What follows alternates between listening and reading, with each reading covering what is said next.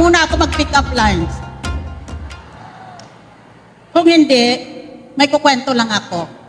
Sandali lang. Sabi ni Juan, noong 2013, tumakbong mayor ang tatay ko. Pedro, wow! Ano bang ginagawa niya ngayon? Juan, wala. Nanalo siya eh.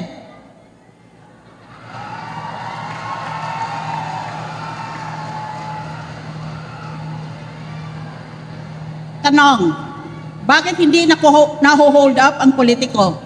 Sagot, professional courtesy ng magnanakaw.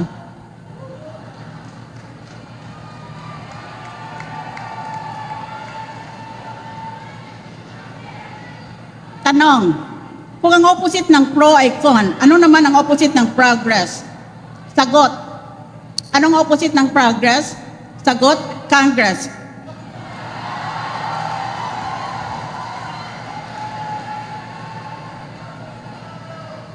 Finally, tanong, lahat ba ng fairy tale nagsisimula sa once upon a time? Sagot, hindi. Ang iba ay nagsisimula sa kung iboto ninyo ako. Recently, the Supreme Court released the results of the latest bar examinations. I heard that one of the questions in the last bar exams went like this. Should Santa Claus be considered a criminal? Should Santa Claus be considered a criminal? Guess. The answer is yes. Santa Claus is liable for crimes such as illegal surveillance, unfair labor practices, animal abuse, and breaking and entering.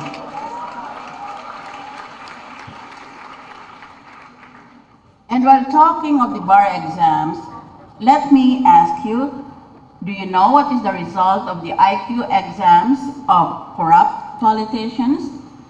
Answer, negative. Here is a pickup line for aspiring leaders.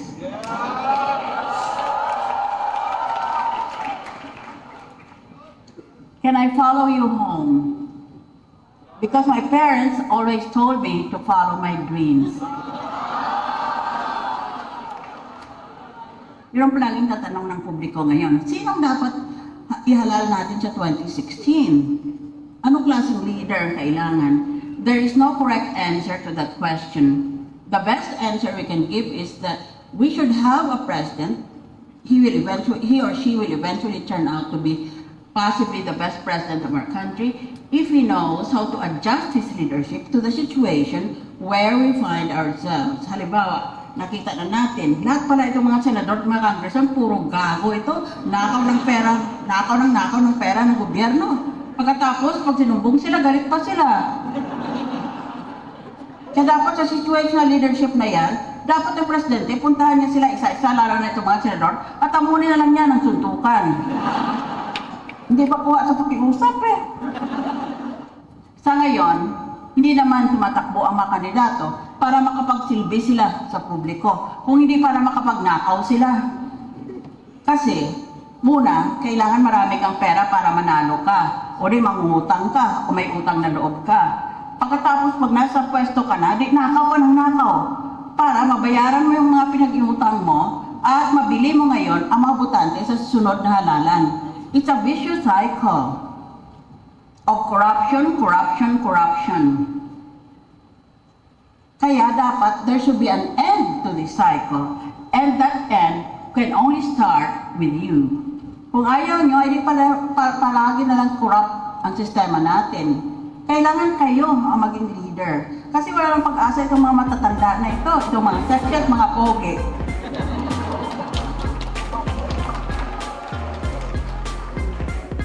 Kamukaya ng ibang mga senador. Nag-ambisyon sila tumakbong presidente o vice president sa 2016. Pero sa ngayon, tanongin mo, yes or no ba kayo sa pork barrel scandal? Wala silang kibo. Lahat na lang ng tao, nagsalita na. Yung mga whistleblowers at yung mga tutukoy nilang mga senador. Hala, daldahan sila ng daldal. Hindi naman abogado yung iba eh. dami ng batas na lang.